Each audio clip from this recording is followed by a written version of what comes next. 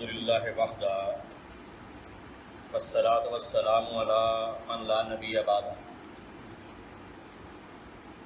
اما بعد فقد قال اللہ تعالی فی القرآن المجید وفرقان الحمید وبرہان الرشید وارشاد اللذیم اعوذ باللہ من الشیطان الرجیم بسم اللہ الرحمن الرحیم الف لام میم تنزیل الکتاب لا ریب فیہ من رب العالمین ام یقولون افتراہ بل هو الحق من ربک لتنذر قوما ما آتاهم من نذیر من قبلک لعلهم یہتدون صدق اللہ۔ سورہ الف لام میم سجدہ، ایک سورہ ہا میم سجدہ ہے، وہ آگے آئے گی۔ اس کو سورہ تنزیل بھی کہتے ہیں، الف لام میم تنزیل۔ 1438 ہجری ذیقعد کا مہینہ ہے، اگلا ذی الحجہ ہے، اور یہ ذیقعد کا آخری جمعہ، پھر اس کے بعد انشاءاللہ 1439 ہجری شروع۔ یہ الف لام میم حروف مقطعات، قطع شدہ حروف، ان کو علم نہیں پڑھنا۔ جس طرح پی ایس او کو الگ الگ پڑھتے ہیں، پاکستان اسٹیٹ آئے، بی اے کو با نہیں پڑھتے، bachelor of arts, M A کو ماں نہیں پڑھتے، master of arts, M B B S کو bachelor of surgery, bachelor of medicine, MBBS نہیں پڑھتے۔ اب کچھ رواج آ گیا ہے، جس طرح نادرا نیشنل ڈیٹا بیس جو ہے اس کو اکٹھا پڑھنا اب لوگوں نے شروع کر دیا ہے، واسا اکٹھا پڑھنا شروع کر دیا ہے، واپڈا water and power development authority اکٹھا، لیکن یہ حروف مقطعات ہے، انگلش میں بھی ہے، اردو میں بھی ہے، عربی میں، اور یہ صرف قرآن میں حروف مقطعات نہیں ہیں، عربی کے شاعر بھی ان حروف کو اپنے کلام میں استعمال کرتے تھے، اور ان کو مفہوم پتہ ہوتا تھا کہ وہ کیا کہہ رہے ہیں، اور جن کے لیے کہہ رہے ہیں ان کو بھی پتہ ہوتا تھا۔ جس طرح وحی کی مختلف اقسام ہیں، ایک وحی وہ جو آپ کو خواب میں آتی ہے، وہ بھی وحی کی ایک قسم ہے۔ صلح حدیبیہ کے لیے جب آپ جاتے ہیں تو عمرے کی جو وحی ہے وہ آپ کو خواب میں آتی ہے۔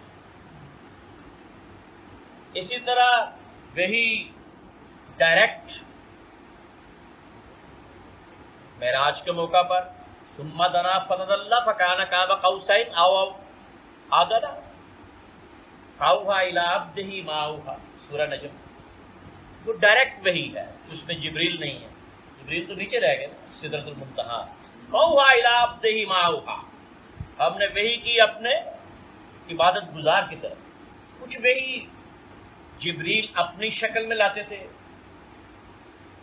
غار حرا کی وحی، پہلی وحی اصل شکل میں جبریل آیا، حضرت حمزہ کو آپ نے دکھایا جبریل کو اصل شکل میں، اپنے چچا رضی اللہ تعالیٰ عنہ۔ سدرۃ المنتہا جبریل اصل شکل میں، لیکن وہاں سے اوپر نہیں جا سکتے۔ کچھ وحی جو ہے وہ دہیہ قلبی، حضور کے ایک صحابی تھے، ان کی شکل میں جبریل آ کے وحی لاتے تھے، اور کچھ وحی ایسی تھی جس سے پہلے گھنٹیاں بجتی تھیں، اور وہ وحی اتنی سخت ہوتی تھی کہ آپ کو سردی میں آپ کے رخ انور پر، چہرہ اقدس پر، جبین پاک پر موتی آ جاتا، پسینہ آ جاتا. اور اگر آپ کا سر اقدس کسی صحابی کی گود میں ہوتا، جس طرح غار ثور میں حضرت ابوبکر صدیق رضی اللہ تعالیٰ عنہ کی گود میں تھا، عصر کی نماز جب قضا ہوئی تو وحی آ رہی تھی اور سر اقدس علی مرتضیٰ کرم اللہ علیہ وجہ الکریم کی گود میں تھا. صحابی کہتے ہیں جب اس طرح کی وحی آتی تو ہمیں محسوس ہوتا کہ ہماری ہڈی ٹوٹ رہی ہے، اور اگر آپ اونٹنی پر سوار ہوتے یا اپنے خچر پر دلدل پر سوار ہوتے تو اس کے پاؤں زمین میں دھنس جاتے. لو انزلنا هذا القرآن على جبل لرأيته خاشعا متصدعا من خشية الله وتلك الأمثال نضربها للناس لعلهم يتفكرون. اگر ہم اس کو کسی پہاڑ پر نازل کرتے تو وہ ریزہ ریزہ ہو جاتا.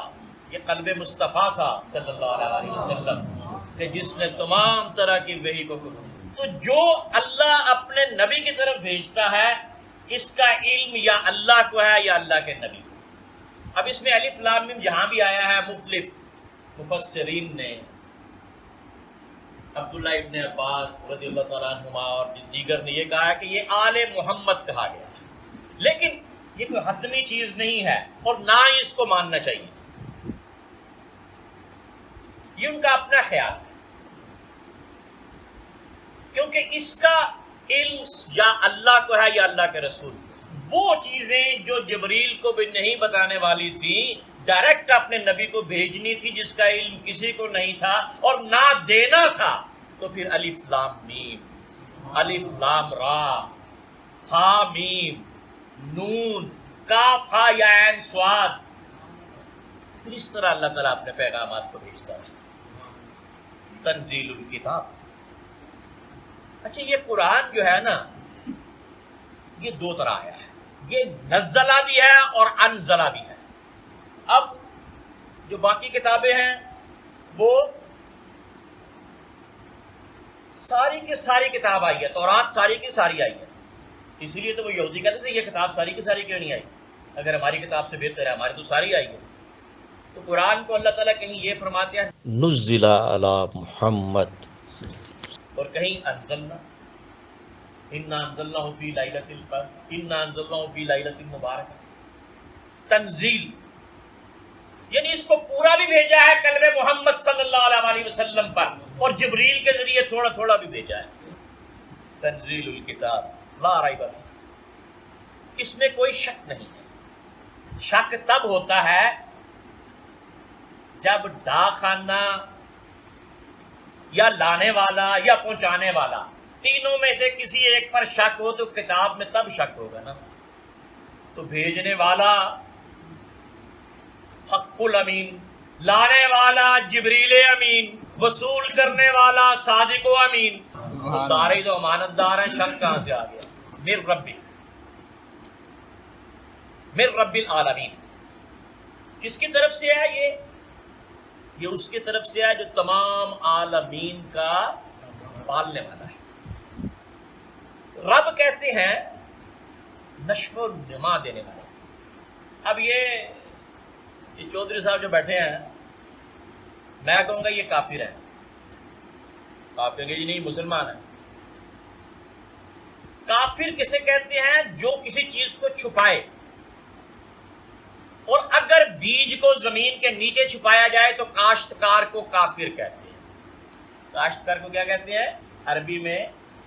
کافر. میں بھی کاشتکار، یہ بھی کاشتکار ہے. تو جو بیج زمین کے اندر چھپائے گا اس کو عربی میں کیا کہتے ہیں؟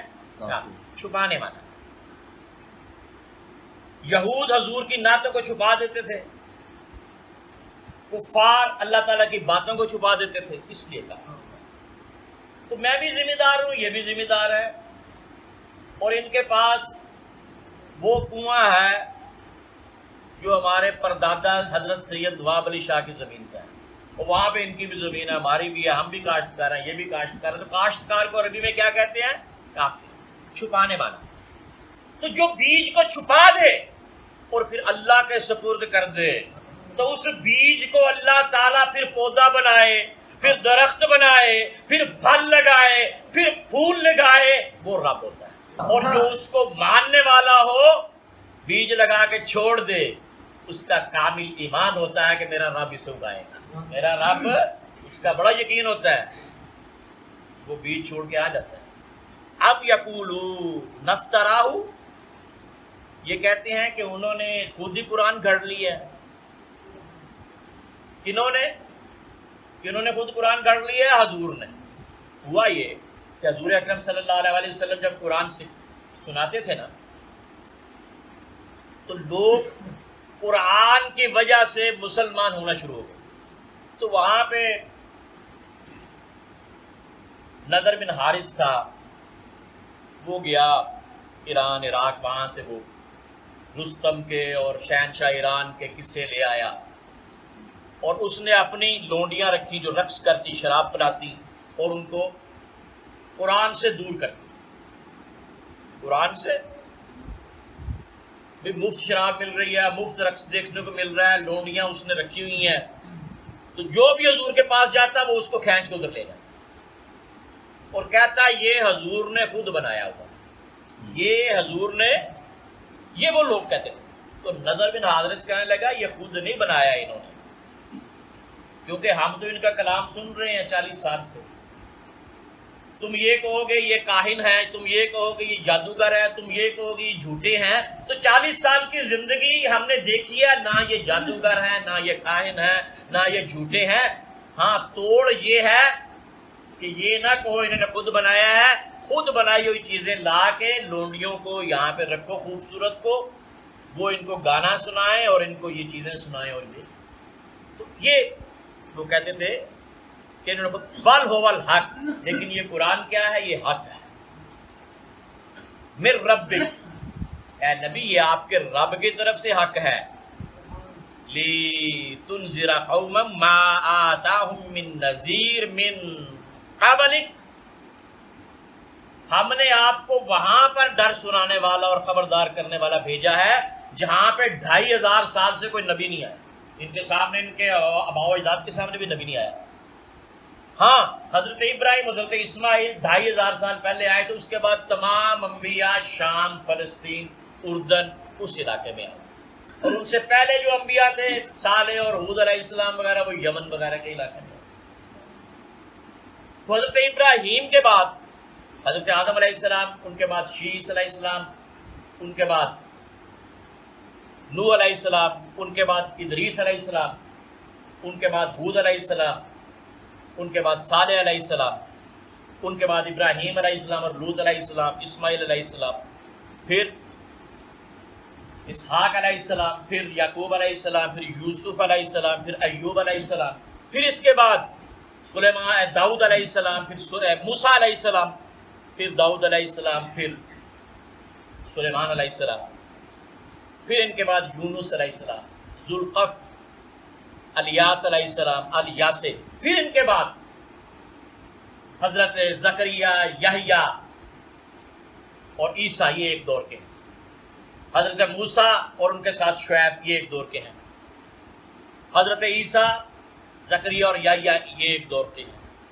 حضرت داؤد اور سلیمان، یہ باپ بیٹا ہیں۔ صالح اور ہود، یہ باپ بیٹا ہے۔ لوط اور ابراہیم، یہ ماموں بھانجا ہیں۔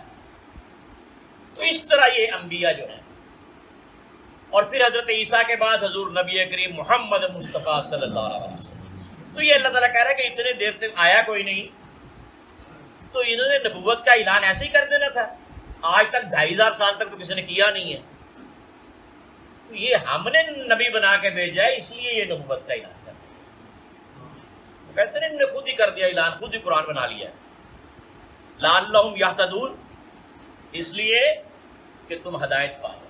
اللہ الذی خلق السماوات والارض وما بینہما فی 6 ایام ثم استوی علی العرش ما لکم من دونہ من ولی ولا شفیع افلا تتذکرون۔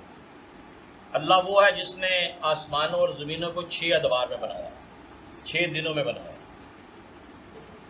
اور پھر عرش پر قائم ہوا، عرش پہ بیٹھا نہیں۔ استوا فرمایا. کیسے فرمایا یہ نہ مجھے پتا ہے، نہ آپ کو پتا ہے، نہ کسی کو پتا. بھی عرش کتنا ہے؟